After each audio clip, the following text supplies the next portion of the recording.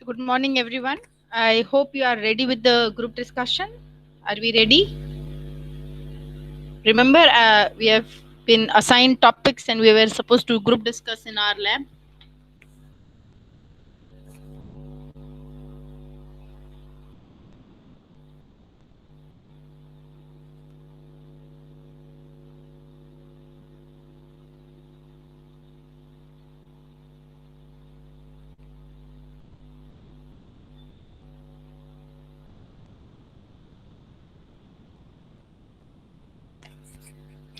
Yes and no would help me. Even if it is a no, that's fine. But please inform. Are we ready for doing the group discussion?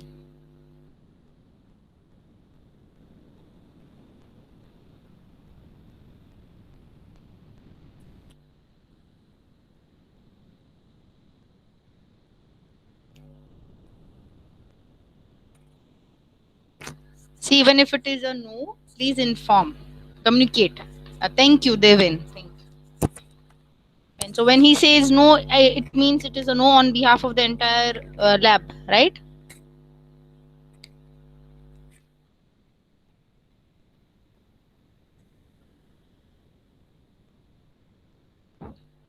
Okay, this is a no on behalf of the entire lab. So what we will do is today I'll start with another topic, but in the next lab for sure we are doing group discussion, right? We'll not have any excuses in the next lab. Fine, is that clear? Just wait a minute. I'll turn on the presentation. I'll turn on the presentation for today's session.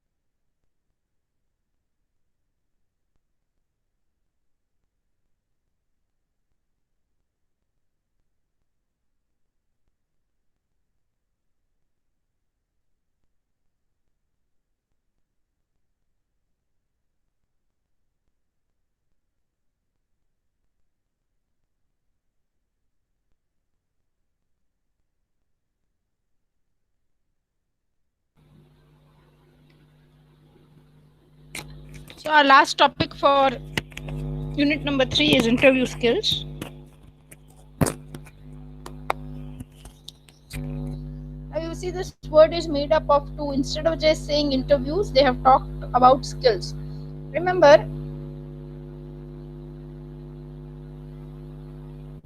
that why skills? So there's an understanding because you are taking a graduation level program course.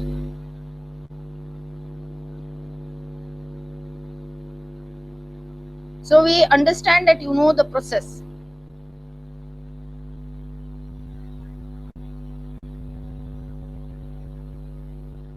Right? So what do we expect? We expect you to polish the purpose. Polish the skills that you have or upgrade the skills that you have. Right? That is the reason they have mentioned. That is the reason they have mentioned skills and not only interview or how to give interview or some topic like that. So remember, that's why it's written skills over here. Now, most of the times, what is an interview? The interview process is actually meant for screening prospective employees. The interview process is actually meant for screening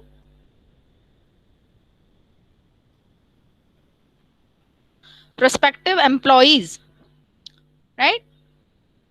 Remember, whenever we have been doing anything related to workplace, what is happening is it's always in a three-piece process. So it's the before part, the during part, and the after part. Wherever it is related to workplace, it's a three-piece thing. Like meetings. Remember, in meetings we had, before the meeting you have the agenda, during is the actual meeting that takes place, and after the meeting you have the minutes. Similarly, in the interview process as well, you have a before, the during, and after. Okay, all these things are to be taken care of. Moreover, interview process, when it takes place, the candidate has already gone through two levels of scrutiny. Okay, level number one would be a written test, level two, group discussion, which we were supposed to do. Right, so after passing two different levels, the candidate arrives at the position after being eligible for two things, he comes for the third thing, that's the interview. Now, why is an interview required? Then there should be a question. Should be a question that why do we require interview? Already two times you have scrutinized the candidate, written as well, oral as well. What happens is, this is actually a first hand experience of the candidate with the employee and the employer. Employee and the employer have a first hand experience with each other. What happens in the group discussion? Though in the group discussion you can check the oral skills, but it is limited to some amount. Why? Because candidates or students who are doing the group discussion, they depend on each other. Sometimes you can see that the person has a potential to speak, but due to the wrong direction in which the group discussion is dragged, he or she cannot bring it back. Okay, he or she might not be able to perform good, but you can see the potential in the child, right? So what happens at that such times, this personal interview gives you a more customized look at the candidate. You may ask more formal questions. Now in a interview there is no chance of hiding. Okay, while in group discussion you may depend on somebody's statement and you may make your own statement, and things like that do happen. But when it is a personal interview, there is no scope of hiding, it's just you and the interviewer, right? So the interviewer gets quite a close look at the candidate's personality and skills that he or she possesses. Basically, if you simply try to understand what interview is a kind of a meeting wherein a set of question and answers are asked and answered. Okay, a set of questions are asked and they are answered. Moreover, the setup, because it is a workplace related activity that people are doing, the setup is always going to be formal, right? Moreover, if you see, I have used the word suitable for a job or a course of study. Now remember, when we pursue higher studies, there might be interviews held. Okay, let me give you an example. When you pursue your doctorate degree, you cannot get an admission directly. Okay, you do not get admission directly. First you have to clear a written test, just like for getting a job. Then you again have to submit a research proposal. Even after the proposal is selected, there is a interview that is held by the RDC, Research and Development Council, for that particular branch. There will be experts, a panel of experts who will sit and who will interview you.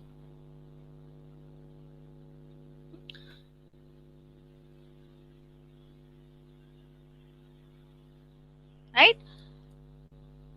They will interview you because they want to know your ideas. Sometimes only writing cannot help. Here what you have to do is you also have to explain things orally. So that's why I've also written that interviews may happen for a course of study as well. What are the different purposes of taking an interview?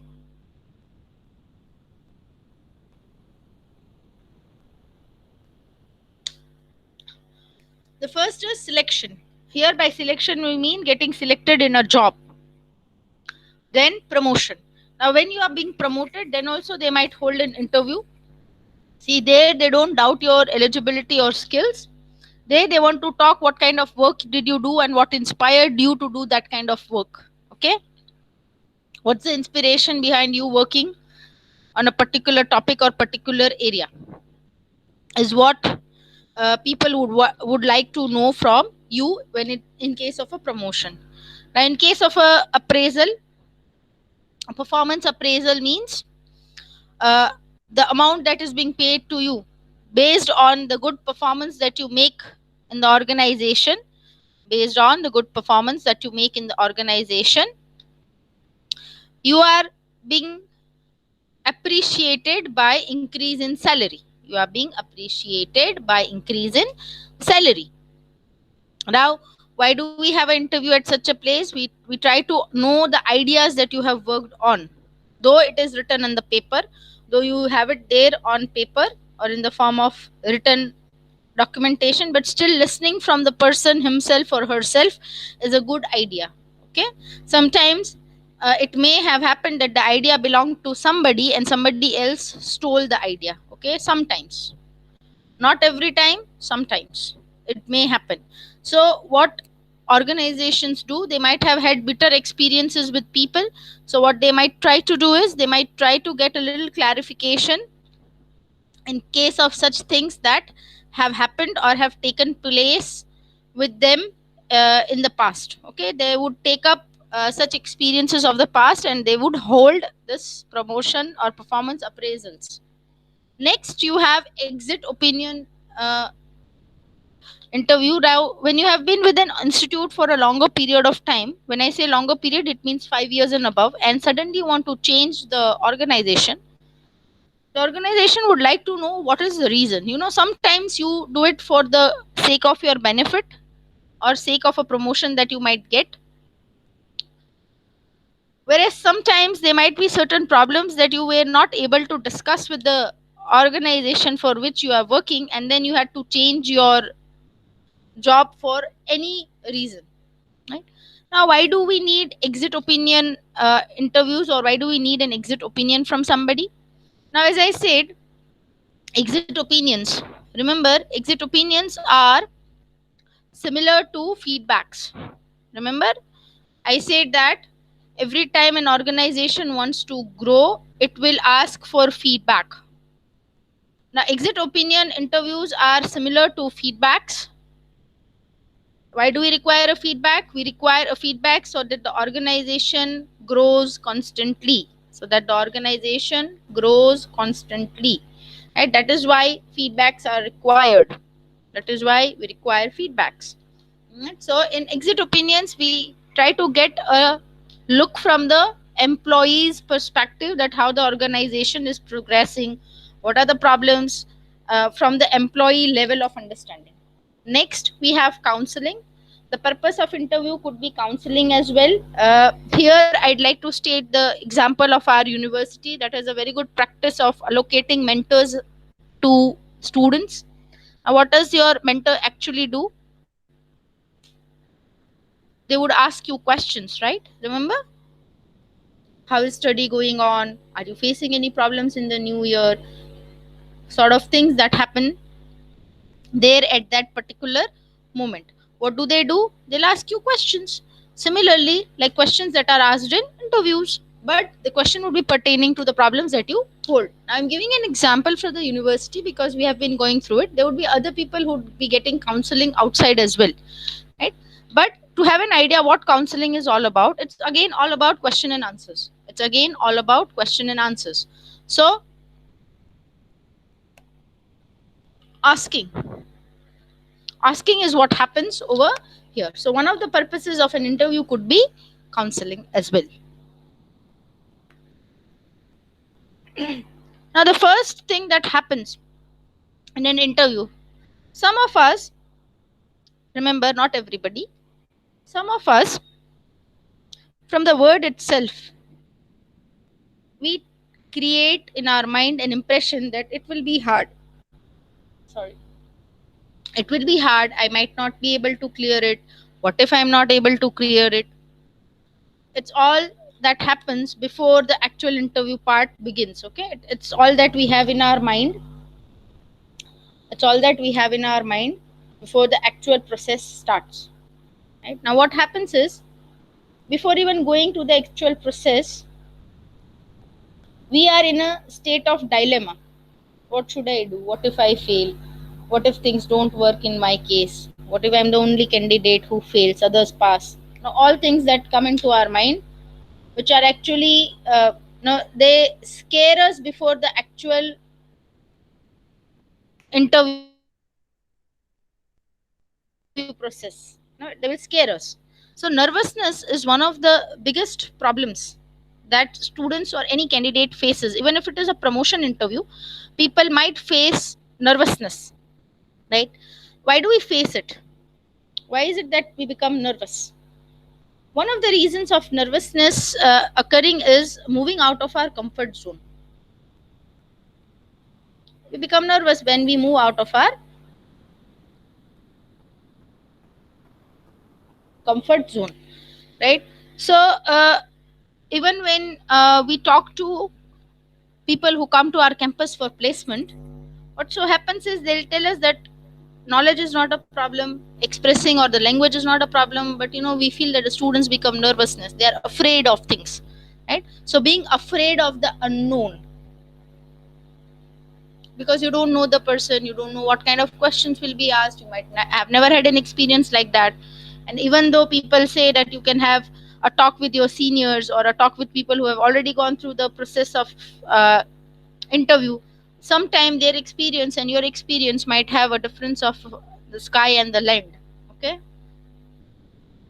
there would be a huge difference in the experience that both of you carry.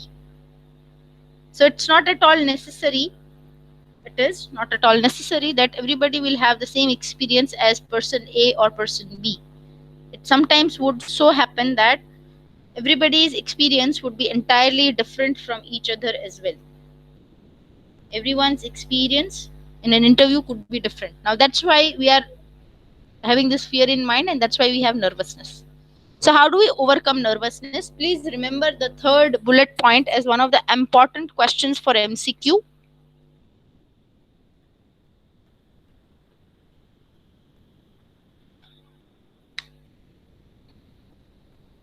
Please remember the third bullet point as one of the important MCQs. There is the technique. Remember, we had a technique for answering questions in presentation skills. If you remember, there is a tracked technique. Right? How do you answer it? Similarly, to overcome nervousness, whether it is in public speaking, whether it is in presentation, or whether it is in interview, what I mean to tell you over here is in whatever state you are, overcoming nervousness has different techniques. Various techniques are there, and one of the techniques that they have is known as the row boat technique. Okay, row boat technique.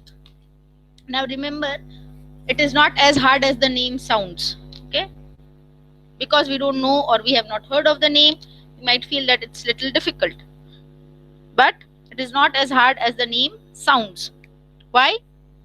It's simple. It's actually a breathing technique, and most of us would have done it. Okay, it's a breathing technique. Now, why is it important? As I said, you mark this important. I'm asking you to mark this as important because we might forget the name. Okay, because it's a comparatively new name and we might forget the name. That's why mark this is an important thing. We all have done it, right? What is this rowboat technique then? This rowboat technique is actually a breathing technique. A breathing technique where you breathe. Just a minute, please give me a minute.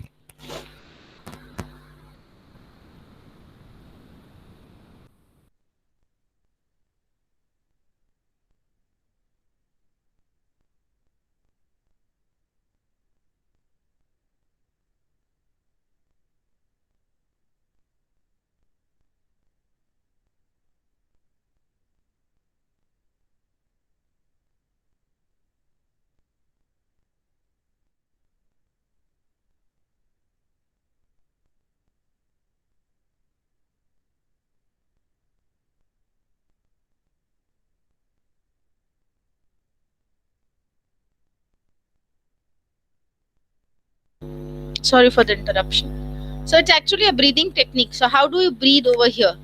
Right? What happens is you do deep breathings where you contract and expand your stomach as well. I remember, I think it is The robot technique is similar to the Kapalbhati in the Indianized version, if you speak of it. Okay, where you contract and expand your stomach muscles as well. Fine. So please remember the name of the technique. It's important to remember the name. Fine. They'll not ask you to show you how you do the robot technique. Fine. From the exam point of view, it's an important MCQ. You can keep over here. Now, what happens is, how can we remove our nervousness, or how we can overcome our nervousness? We can overcome our nervousness with different ways. Some of us, we feel relaxed when we listen to music. Some of us, we feel relaxed when we have a cup of tea or coffee. Some of us would be feeling relaxed if they do something else. Right? So relax yourself in a manner in which you are comfortable with. Relax yourself in a manner in which you are comfortable. Remember, neither you nor the person who's going to ask the question is in a hurry to go somewhere. So calm down, listen carefully, and then answer the question which is asked to you. Calm down, listen carefully, and then you answer the question which is asked to you. See, the reason behind it would be that if you are in a hurry to answer questions, if you rush into answering questions, sometimes you do not listen to what is being asked.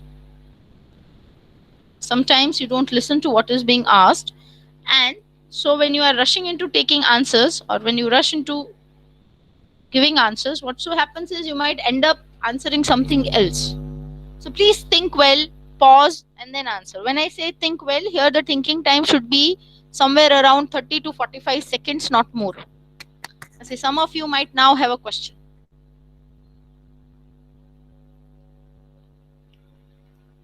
Madam is saying to think. Now she is also giving us a time. Why so, and why such a time is she giving? So remember, let me give you a very simple example.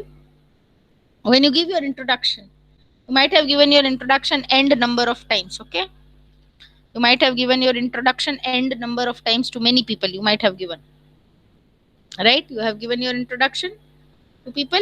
Yes, you have. Have you ever noticed how much time you take? Most of us have never noticed it. Okay, that's fine. What if I, as a teacher, tell you that it takes hardly 30 to 45 seconds? It takes hardly 30 to 45 seconds to introduce yourself to someone. Hardly 30 to 45 seconds. Now, see, when we are introducing, you feel, oh my god, so much of time. Okay, I'm introducing for, I might have introduced for so much time. It's not so, because we have never recorded. Now, what I'll give you, or what I'll suggest to you would be that why don't you record your own? Don't send it to anybody. Okay, don't send it to me, or don't send it to any other teacher.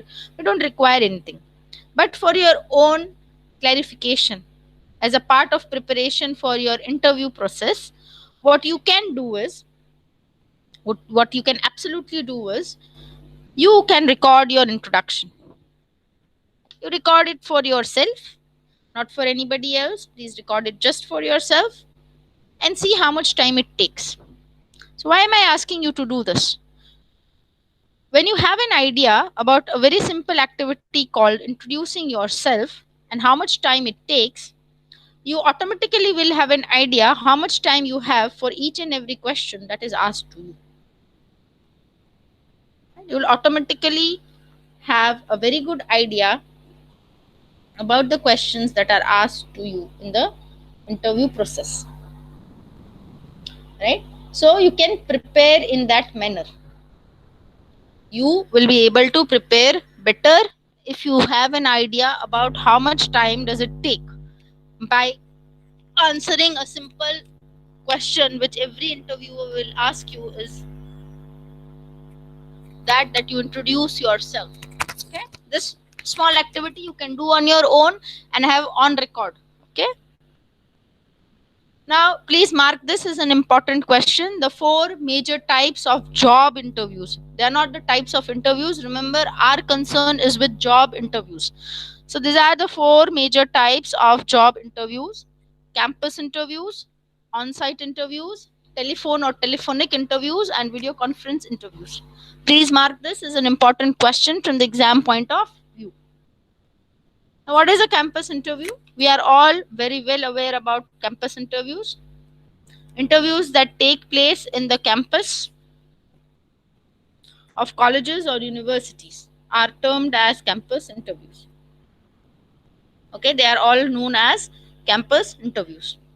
So you might have seen those kind of interviews happening in our campus, or you might have heard about it. Okay, when I say seen, you have seen people coming, your seniors preparing for it, etc. Right? I know most of us have not yet got any experience of sitting in an interview, not a direct experience but an indirect experience, right? People talking about it, the campus bustling with people from outside, things like that happening. So we all have an idea about what campus interviews are. So what happens is, a few people from the organization, like a few representatives, technical as well as non-technical. By technical, I mean the technical staff, and by non-technical, I mean the HR department, the human resource department. Yeah? They visit the college and university campuses and take interviews or conduct interviews for the prospective employees that they see in the campus for their organization. Now, what happens over here is, at times they don't directly start with the interview. They might begin with a pre-placement talk or a small presentation. The representative from the college, the representative from the organization will give a small presentation. Now, campus interviews are usually brief and to the point. Why so? Because the reason over here is that when somebody comes to the campus of a university or a college to take an interview, they are bound by the rules and regulations of the university. They have to work according to the time that has been spared by the university for them. So what happens in such cases? They have limited time and they have a lot of candidates to interview from. So they have to limit their time to 10 minutes or maximum 15 minutes for one candidate. Now, if you take on-site interviews, what are these on-site interviews? On-site interviews are interviews that are taken in the company premises, that are conducted or taken in the company premises.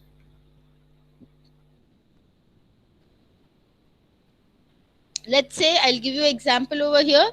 Reliance Industries comes to Marwadi to take interviews. Then it is when they come to the college, then it would become the campus interview.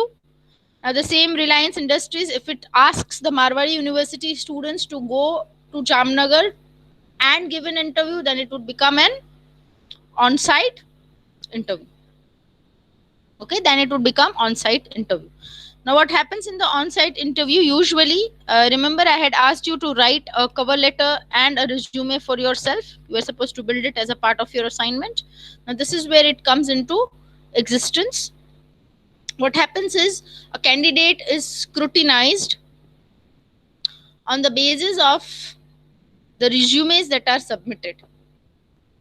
A candidate is scrutinized on the basis of the resume that he or she has submitted.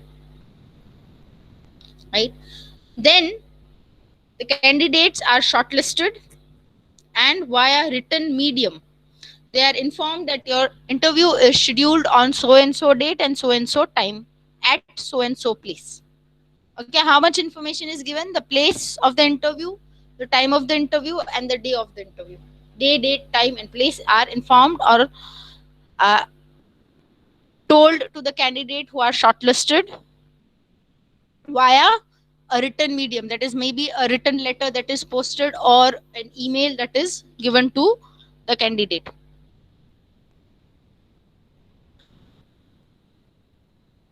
Now, because campus interviews are in the campus of the college or the university, and these interviews are on the site of the company, the biggest difference between the two would be in the timing. By timing, I mean campus interviews as compared to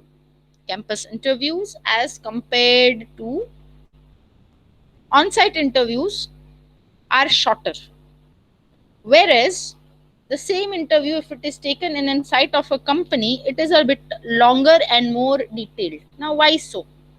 Remember, when a company comes to the campus of an college or a university, it has at least, it would only have 2 days maximum with the campus and the university if the number of students are more. Now, whereas if a company holds the interview at its own place, it has unlimited time. By unlimited time, I mean no, that they are not going to carry on the entire interview process for one month or 2 months. But what they can do is they can carry it on at least for 7 days.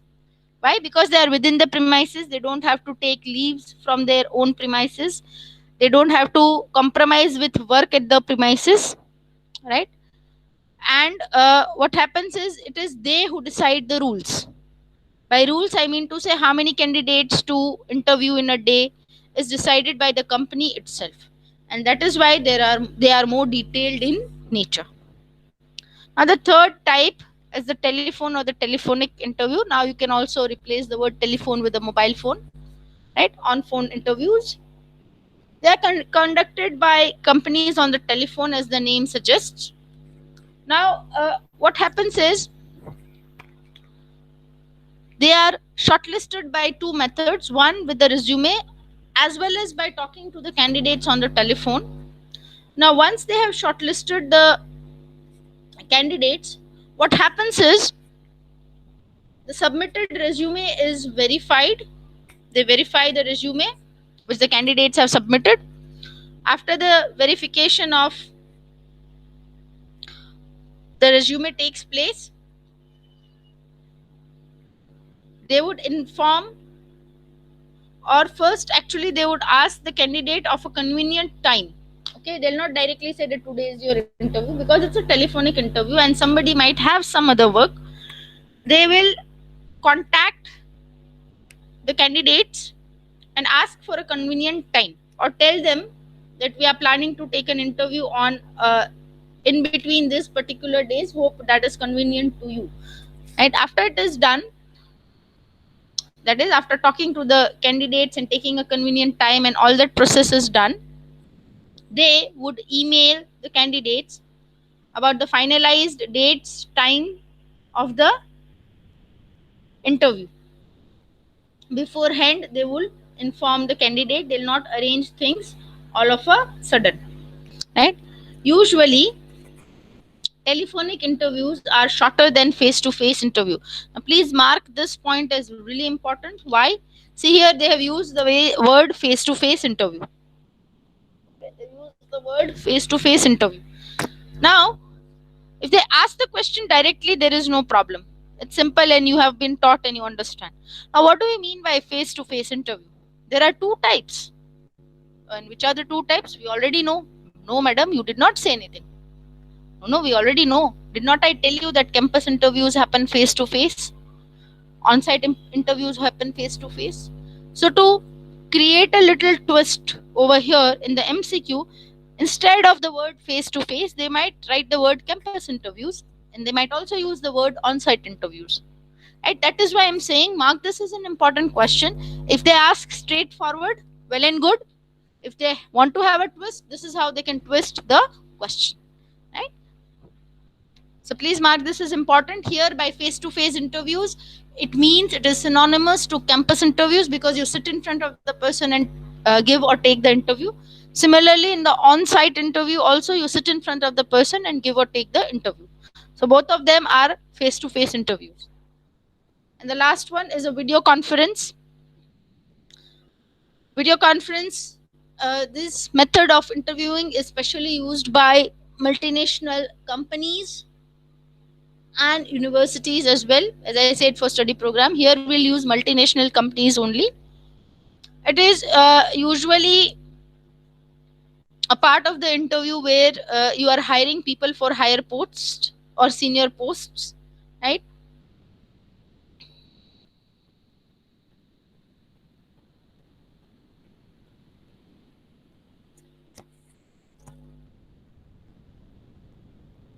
So for hiring people for senior post is what you use video conferencing kind of interviews for. Now it is similar, or it is like face to face interviews but with a touch of modern technology. It is like face to face interviews but with a touch of modern technology. They could be different mediums like Google Meet, Zoom, Skype, WhatsApp video calling, etc. Okay, they could be these are the different mediums of video conferencing. These are the four types of job interviews. Now you see there is a fifth type which I have included over here. Remember, please remember clearly over here that media interviews are not a kind of job interviews. Please make a note that media interviews are not job interviews. Media interviews are actually interviews that are related to workplace, and that is why we have included over here. You should know about it, right? In a media interview, nobody gets a job. Okay, you don't get a job in a media interview. What happens in a media interview then, and why are we concerned with it? Media interviews are actually meant for promoting a business, products, different policies, be it government or be it a private policy. We don't mind.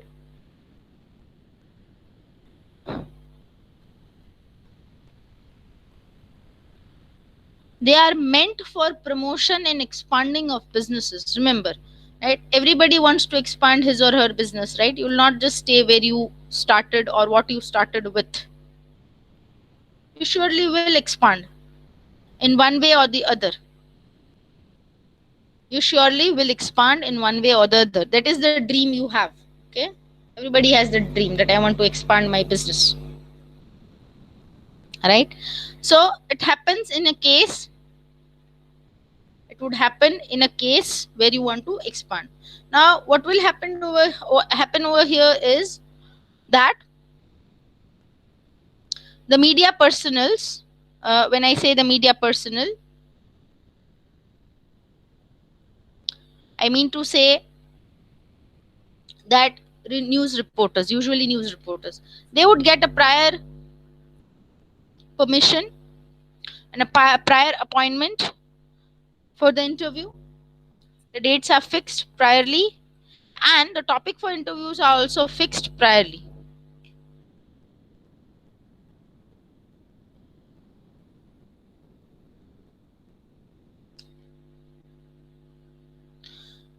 After that, they move in and around only that topic. Now let me give a very simple example so you could have a better idea and a clear idea about it. I hope you all know about a talk show, kind of an interview show by a news channel, which is called Aapki Adalat, if you have heard about it. See, I'm not saying that's the only kind of media interview. It's one of the ways of doing a media interview, okay? Where people are called, the topic is pre-decided, they already know what they're going to talk about, right? It's discussed and it moves in and around that topic only. It will not divert from the topic, right? It will not divert from the topic which is taken. So if they're interviewing some celebrity, they'll be talking around the controversies that have happened, or they'll be talking about something which is related to that celebrity only. Okay, they'll not be talking about anything else, right? So this is one way or one example for a media interview. Remember, it's not the only example. Okay, it's not the only example, it is one of the examples that we have. And the example is cited over here because I am giving you an example like this over here. The only reason is we are aware about it, right? We have a good idea about it, that's why I'm giving this example. Now remember, when it is a media interview, If you take up any personal interview that you have given, what happens is whatever happens in the interview stays between you and the interviewer. When I say you, it means the candidate and the interviewer. Whereas, whereas when you take a media interview, whereas when you take a media interview, it is actually a public event that is taking place. Many people would be viewing you. That is why media interviews are more formal and serious of nature. You should think very well before you answer. Pause, think, and answer the question. Now, because it is a media interview and you would be viewed by so many people, it is advisable to be positive, hold a positive aura, even if you are being tried or the media personnel is trying to pull you to become a little negative or little pushy. You should not do that. Be aware because it's going to create an impression on the audience. Remember, as I said, every performance that you make, when I say performance, anything that you create as a part of a job, as a part of a company, it is meant for the audience. Remember, always remember, it's meant for the audience. Now, when things are meant for the audience, you have to take care that the audience does not form a negative impression about you. Right? You have to be really careful because whatever you are speaking is public, is publicly available. People can view it again and again, and your own words, your own words can be used to misguide people against you.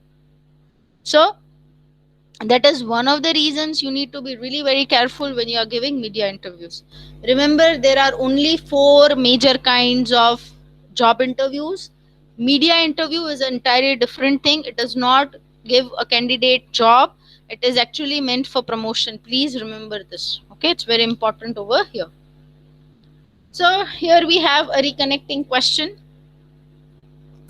Telephonic interviews are more detailed than campus interviews. What do you think? Is the statement true or false?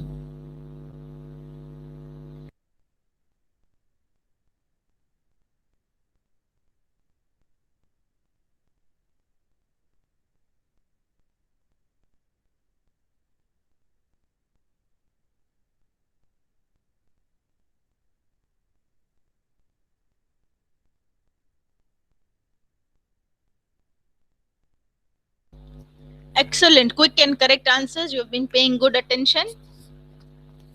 Statement is statement is false. Now, the next topic, preparing for an interview. Preparing for an interview.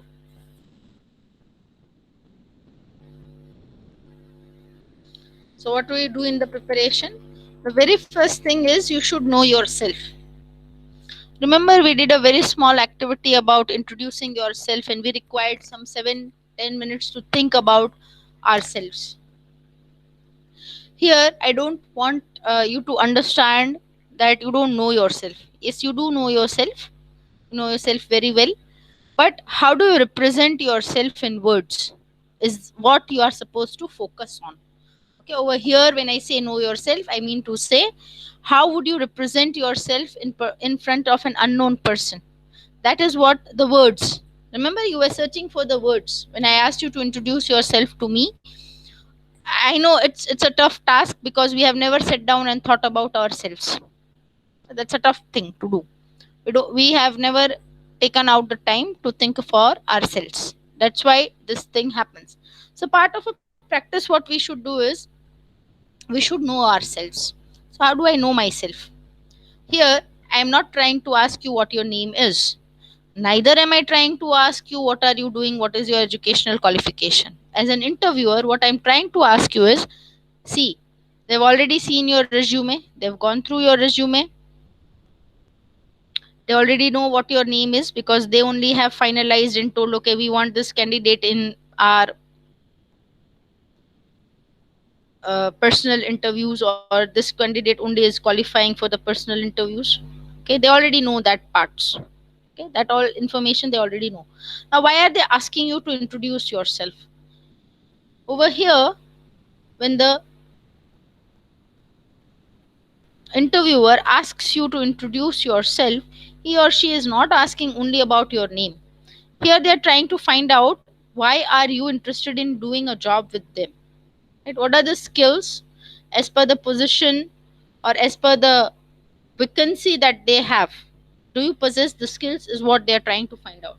So here what you are trying to do is you're supposed to align your education with the position which is required. So here you're supposed to highlight everything that you have done which will be very useful for you to gain that position. That's the trick behind it. Okay, that's a very simple trick behind it. Let me give you an example so that it is clarified. Let's say there is a vacancy for designing games, or maybe let's say there is a vacancy for designing websites. You are a person who has you are more interested into designing games, not websites. Okay. See, everybody has a choice, right? People like designing, but not this. But how do you align? You are appearing for a you are appearing for an interview which wants people who want to design webs or who are interested in doing that as well. A dual interest that you have. Now in here in this case, what can be done is you can highlight your skills by telling them that as a part of your final, if you have done so. Okay, don't bluff. If you have done so, highlight the project that you have done in your final year. By doing so, what will happen is you would have taken a project that would have been interesting to you. You would be interested in the project. Okay, you don't just take up any topic as a project, right? You might have given it a good thought. So highlight the work that you have done in the project, not only that project, particular project, but also how because you were interested into certain things, and when your friends were into trouble, you were able to help them because of your interest in one particular part. Okay, that also you can highlight over here. Now here, by work experience, you will then again ask me, ma'am, as a fresher, what work experience will I share? I don't have any work experience. Please come out of that notion that you don't have any experience. You do have an experience. You might have participated into some technical event. You might have participated into some competition, technical competition. You might be a part of some club that your college runs and which is a technical club. That's all inclusive of your experience as a student, right? So do not tell me right now, some people might have a thought she's asking for work experience. We don't have any work experience. Yes, you have it. You are not highlighting it. You are not aware about it. So this is what will make your introduction different. Were you a part of the club? A technical club? Okay, some of you might say, no, madam, no technical club. Were you a part of the non-technical club? Let's say, yes, madam, I was a part of a presentation club. Let's say if you have one. See, I am just trying to give examples. They might be possible or they might not be. Let's say we have a photography club. Okay, you might be a part of it. Graphics. You have an aero modeling club in the college, so you were a part of it. So you have a very nice idea of how aero modeling is done. You drew the models. You helped your friends, though you are computer engineers, but you thought let's program something for auto flying of such kind of aero models, something. Okay, what I'm trying to help you with over here is, do not say that you have zero experience. You don't have work experience, but you have experience in the technical field. I hope I'm making myself clear. Okay, I hope this is bringing a little clarity how you can make your introduction a little different, right?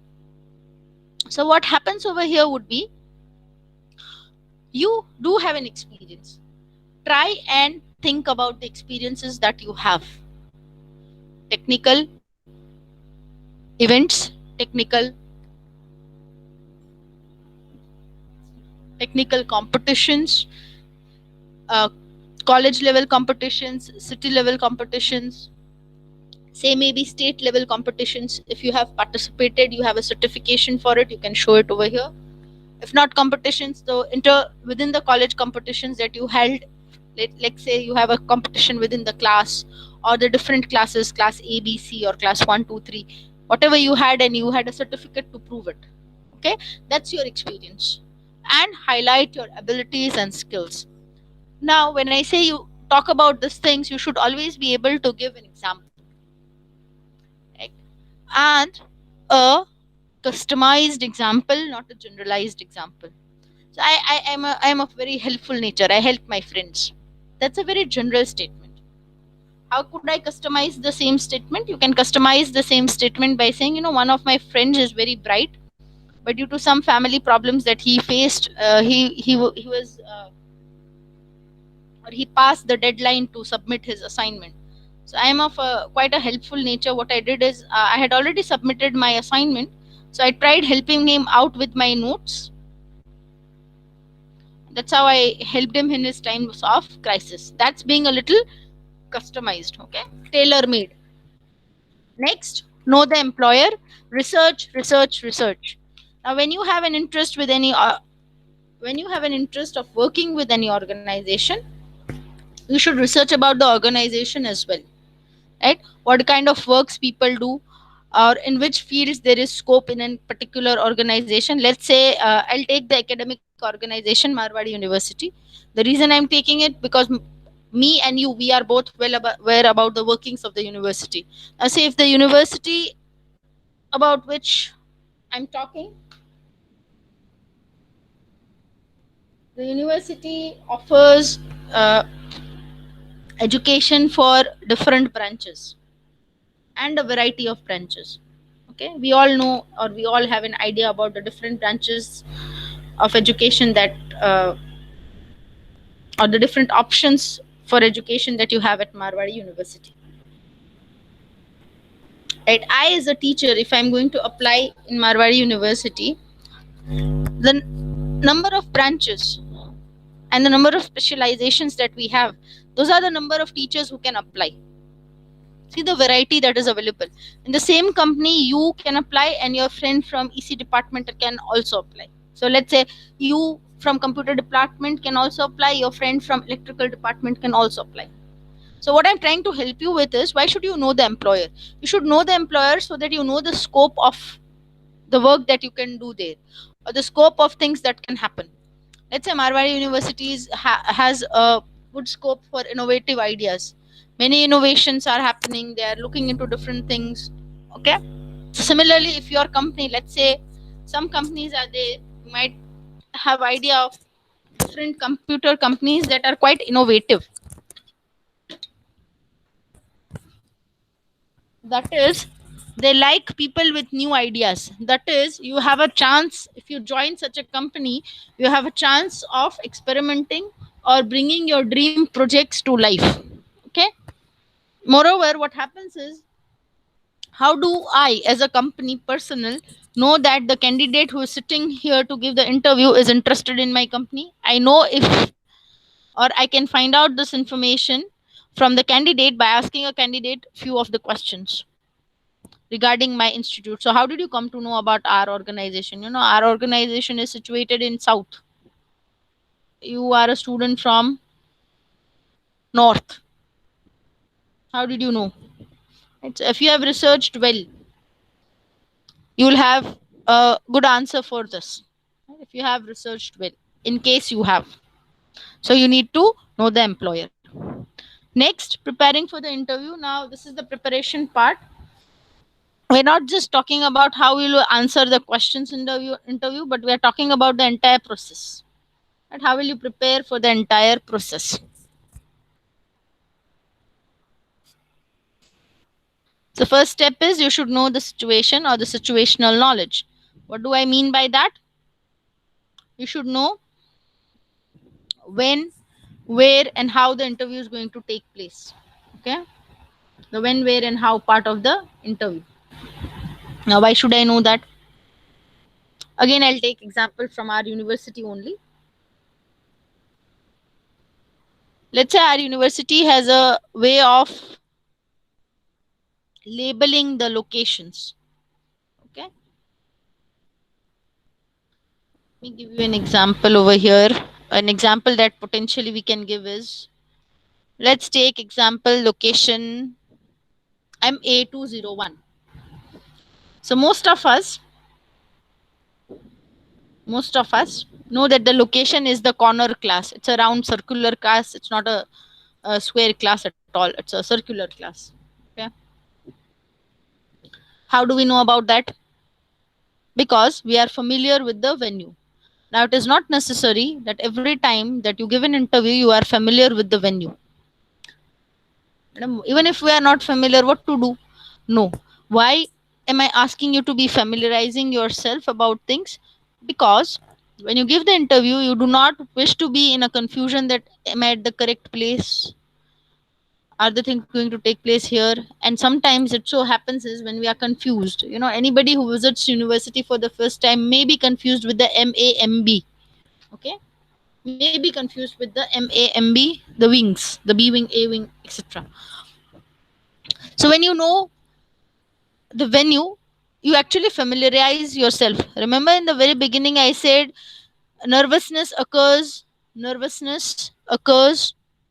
due to the fear of the unknown place, unknown people, etc. So how do you familiarize yourself? By knowing about things, right? So what happens is you'll relax a bit if you know about the venue. Now, when you know the venue, you are quite confident about reaching the correct place, and you will have a little hold over your nervousness. Moreover, wherever and whenever the interview is scheduled, you should arrive a little before time. That is 10 minutes before time. So that you do not have to rush to the interview venue, you don't have to rush anywhere else. You can, relax, you can walk down quietly, and you don't have to worry about not reaching on time. Because if you reach late, what will happen is you will be huffing and puffing, and you might be in the worry that you are late, and it creates a very bad impression if you are late, etc. So these things are taken care of if you arrive little before time, a minimum 10 minutes before the time of the interview. You should be present there. It also gives you a chance to look at the ambience of the organization. Why do we need to look at the ambience? So from the ambience you can come to know how people work in that particular place, right? What is this way in which people are working? What kind of attitude do people have? Do they smile when they see a stranger, or they are reluctant to smile or answer your questions? Things like that. You can view things, you can observe things. Next, you have to get physically prepared. Physically prepared, I don't mean that dressing up only. Okay, you have to take lots and lots of rest. It should not seem as if you were awake and preparing for the interview for the whole night. Okay, you were wide awake and you were preparing for the interview for the whole night. See, that's not a good symptom. Were you not prepared enough, so you had to prepare in one night only, is what the impression comes. That is why take good rest,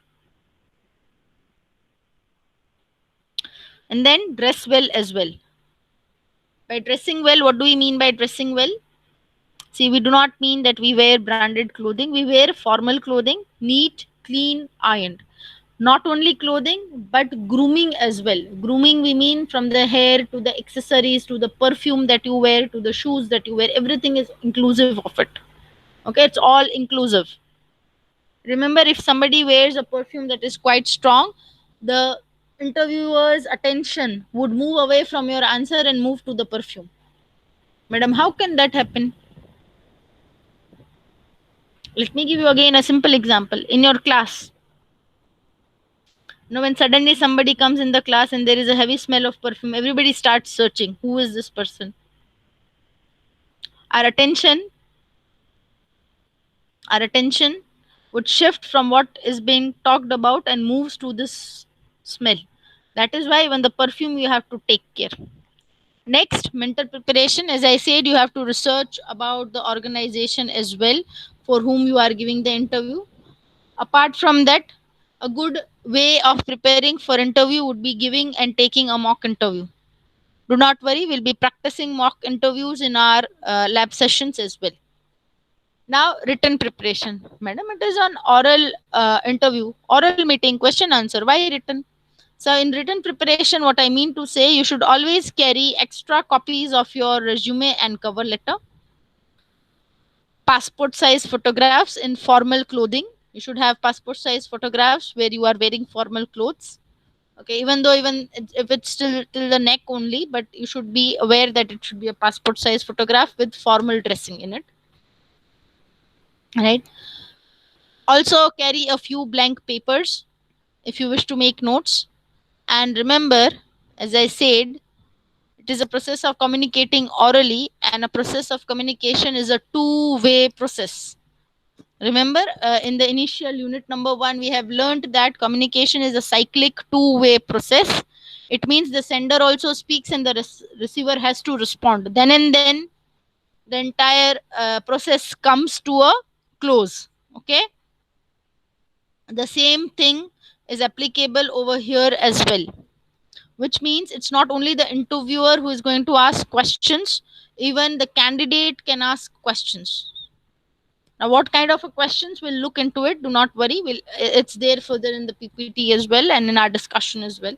But always remember, the candidate also can ask questions and should ask questions in interviews.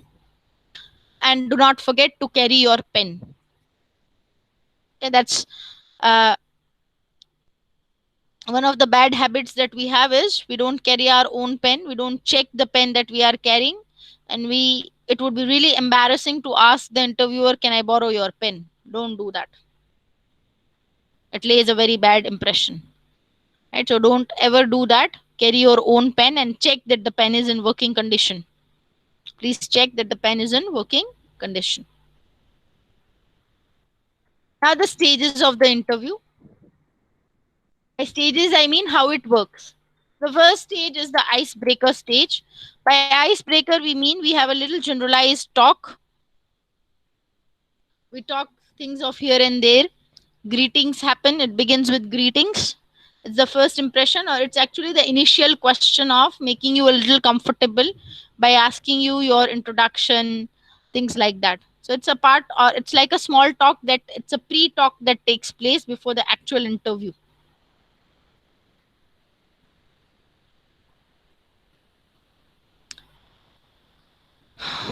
Then you have the personal qualification and interest in the position. This is where you highlight your skills, abilities, and experiences, accomplishments that you have had, etc. Then the organization and the position. Now, the potential employer might test your knowledge of the company. Now, why do you want for what? Why do you want to work for our company? What do you know about the department? What skills make you eligible for our department or that particular department?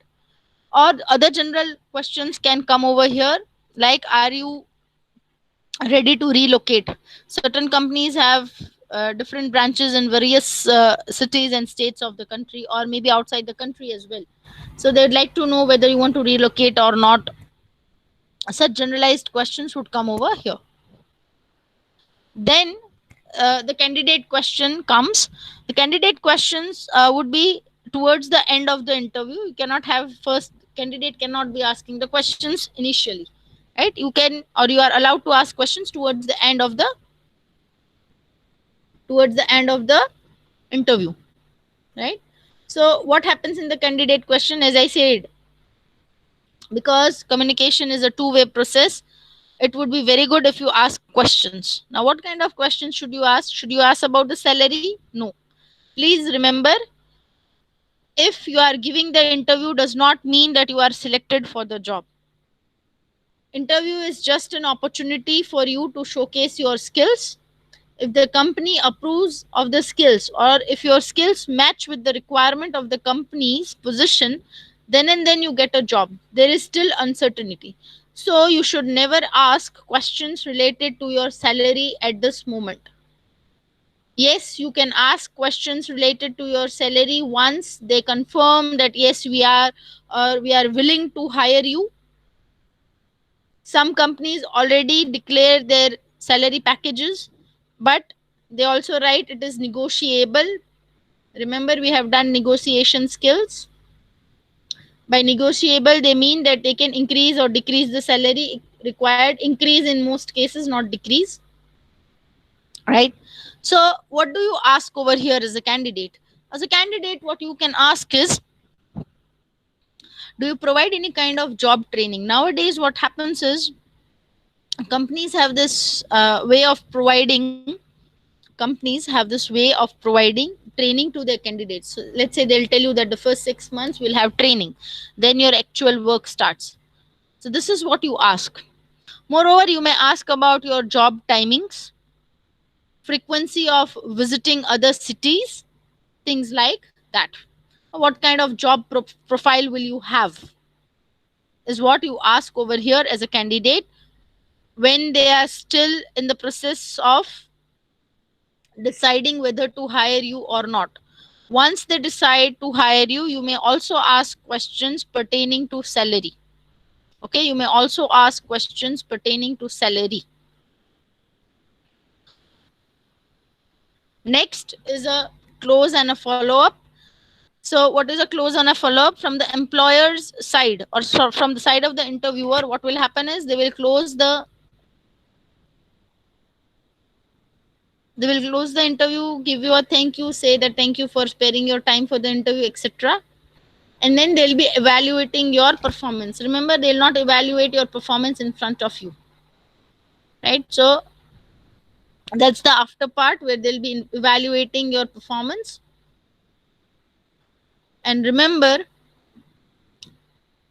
as an interviewer, it is the duty of the interviewer to send a thank you note via email. You are supposed to send a thank you note via an email to candidate thank the candidate for sparing time to give the interview. And you will also notify in that thank you note, you will notify by when you declare the results, right? Declaring the results, I mean to say, is the person qualified or not? Are you thinking of hiring the person or not? Like what time span the person should think of. Remember why this? Because a person cannot wait for eternity. You cannot wait for 2-3 months for one company to answer. By that time, you might be missing 3-4 other good opportunities. So it's the job or the duty of the prospective employer to inform the candidate, so that in case they have other upcoming opportunities, they have a clarity of things, that whether they are being going to be considered, or like till so how much time they can wait for the result of the things that are happening. Okay.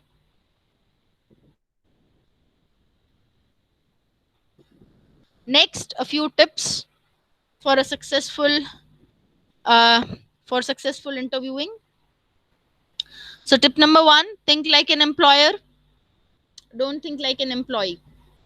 Okay, think like an employer. So if you are going to hire somebody, what are the skills that you will be searching for in that person, right? If you are going to hire somebody for a particular position, what are the skills that you will be searching for? Next, don't criticize. If you are changing your job, if you are shifting from one job to another, never ever criticize your past employer. Even if they are very bad, they've done very bad and ill things to you, never ever criticize people. Why? Because it lays an impression that you are meant for criticizing only. You do not look up to the opportunity that was provided to you, etc. Right? So it's advisable, never ever criticize the past employees, because it will create an impression that once you will leave from, you are criticizing somebody from the past, you will join us. When you will leave us and go to the next person, you will again criticize us, is the impression that we create. So never ever criticize anybody. Be aware of illegal questions. By illegal questions, I mean over here controversial questions. Remember that certain questions you need to answer tactfully. You cannot just give an answer right away. So always be aware about such kind of questions. Next is very, very important. You maintain professionalism. Even if the employer does not maintain professional decorum, you are supposed to maintain it. Now, what do I mean over here? Now, sometimes to drag you away from the actual conversation and the actual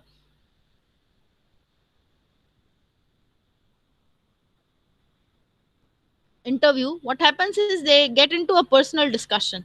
Oh, let's say, doesn't your family, do you belong to a family which has, which, or people who do their own business? Do you belong to such a family?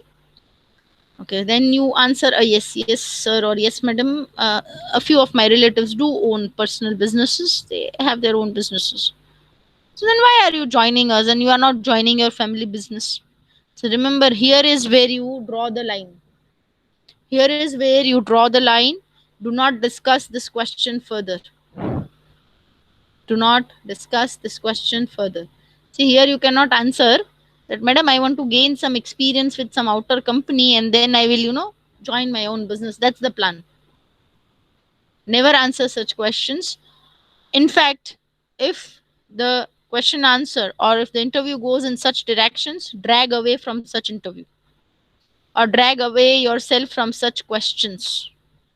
It's really important to move away from such questions because there is nothing or there is no relationship between you owning a business and you trying to get a job. Okay, right away you are not supposed to disclose it to anyone.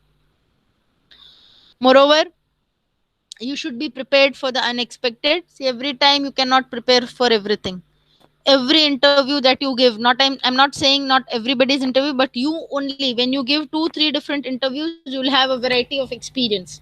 You can never ever be prepared for everything which is asked in the interview. That very clearly I'm telling, that you can never ever be 100% prepared for the interview that you are giving. Every time, even you as a person would have a variety of experiences. Even you as a person would have a variety of experiences. That is why nobody can be ever 100% prepared. So always keep this thing in mind, that there might be something that will come unexpected, which will be out of the blue. And it is okay if you do not, or you are not able to answer one or a few of the questions. Remember, we are human beings, not machines. Even machines become bad, or machines are worn out. Okay, you are human beings, you are not machines. It is okay if you are unable to answer a few questions. That's absolutely fine. That's perfectly normal human being, like, right? Be well groomed and be well aware about the kind of body language that you display. Remember, I have always told you that body language is going to be wherever you are. Okay, it's going to follow you everywhere. So your body language should be appropriate, and you should be aware about the kind of body language that you are using.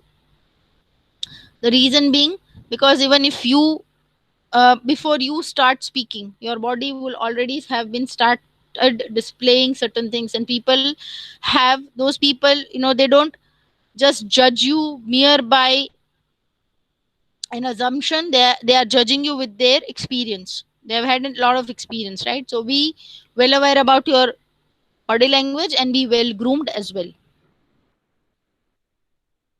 I've already mentioned these points. You may just go through the points. I'll give you 2 3 minutes. As I said, interviewing is a two-way process, it's not a one way. And remember, never to give an answer and yes and no. So if they ask you, are you interested in the job? Yes, madam, I am. That's not the answer. What they're trying to ask you is, what interests you or what brings you here to give this interview today? That is what they're actually asking. Okay, remember that.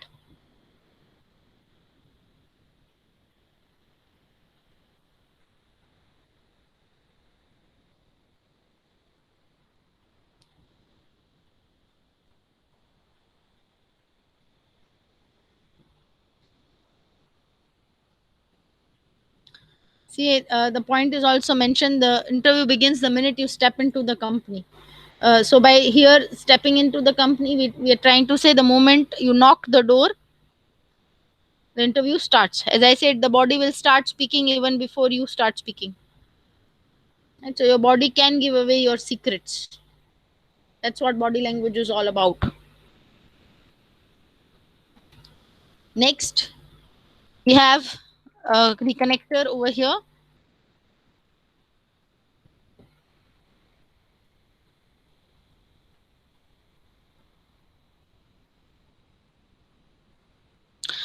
I hope you remember this. I had asked you to mark it as important.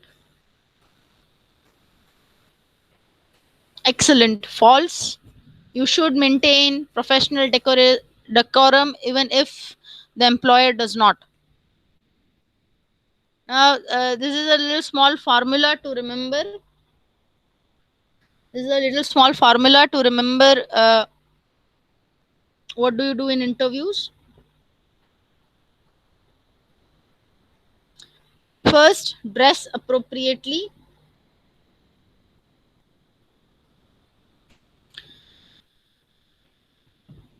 Next, arrive in good time. As I said, or I've been telling you that you should be there in good time. Appropriate body language. These are the things you need to take care. Okay, appropriate body language. Then expect the unexpected. So when you expect the unexpected, what happens is, you are quite into a mindset that okay, this was bound to happen. Okay, that will help you cope up with nervousness. And please do ask questions. Asking questions is a good sign. These are the do's and don'ts. We have discussed them thoroughly, and I feel we do not have the discuss them over and over. I'll give you a few minutes to read. I'll give you a few minutes to read this, and then we'll move ahead from here.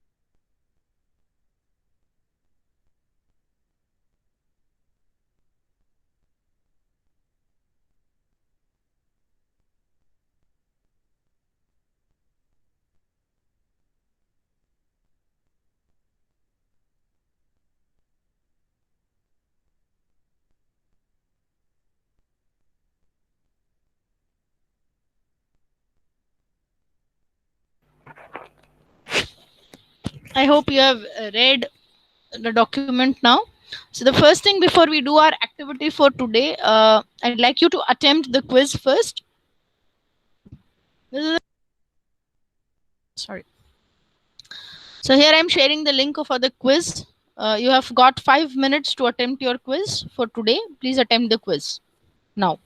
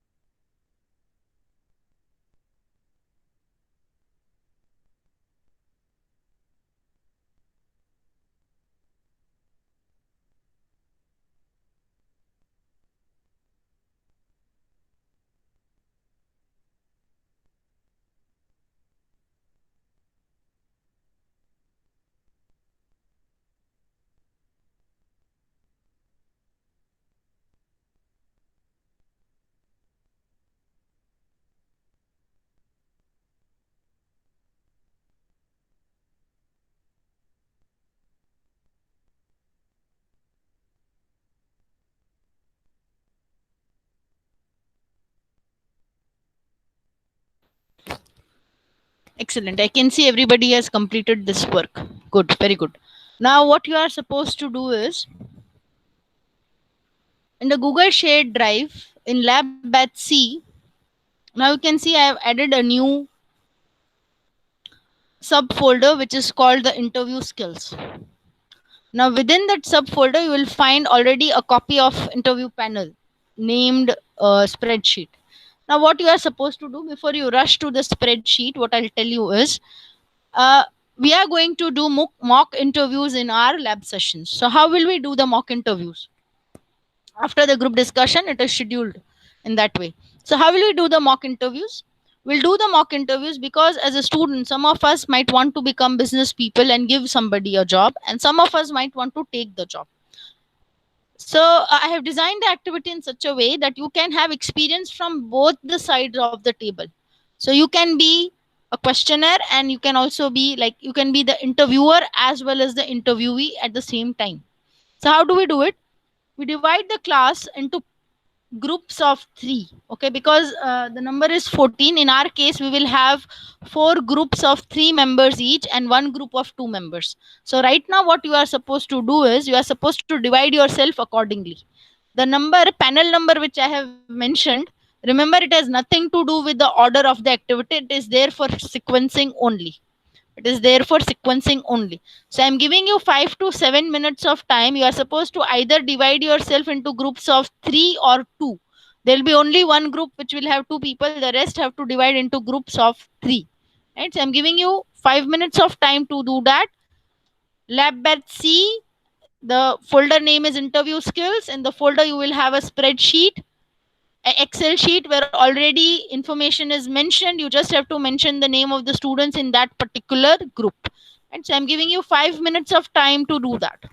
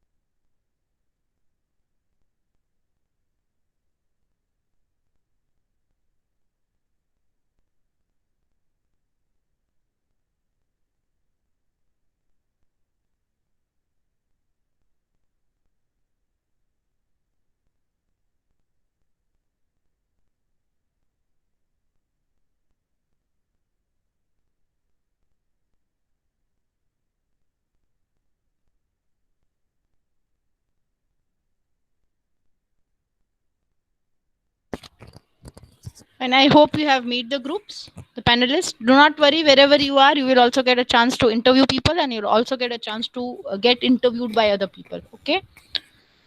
Now, once you have made these panels, remember if you look down towards the very end of the sheet, you will see sheet 1 and sheet 2. Right now, you are working in sheet number 1. Now, if you switch to sheet 2, you will see an entire table which is already formed with SR number, panel number, question, and possible answers. Now, you as a panelist, your very first job as a panelist is to prepare at least 6 questions and possible answers. So why 6? Because there are 3 members in the panel, 2 questions per member. A minimum of 6 questions by each panel is expected over here. So I expect around 30 questions from this batch. Taking an approximation of 14 students, 28 to 30 questions is what is expected. Now, let me give you an example. Let's say there is a question called introduce yourself. This is the most common question that is asked in any interview. Take it any interview, it begins with this. Now, what you can do is every group can have this question. One of the questions could be this, but you have to frame the question in different ways. Let's say, introduce yourself, tell me something about you. So, how are you doing? Would you like to offer an insight about who you are? Something like that. Basically, it's introduction. So, how do you answer the question? So, you may answer the question in the following way. You have to draft the answer as well. So, I'll give you an example.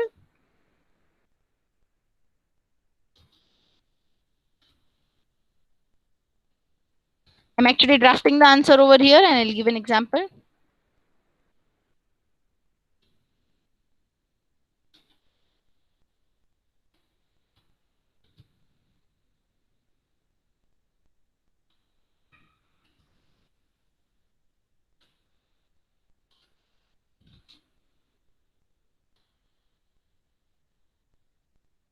This could be one possible answer. Then you may add others as well. Now, what is your task as a panelist? You are supposed to draft a minimum of 2 questions. You're supposed to draft a minimum of 2 questions per person. Okay, a minimum of 2 questions per person. You may draft over here. Right. So right now, right away, I'm giving you 10 minutes of time. Start working on it. Draft some questions and also draft the possible answer. The reason I want to see a panel number over here is the only reason is so that I can verify that each panel has done its work. Right. So if question number 1 is by panel 1, not necessary question 2 will be by panel 1. Right? Or otherwise, you leave 6 lines and start panel 2, panel 3. That way you do. Right. So I'm giving you 10 minutes of time to form the questions and the answers, the possible answers as well.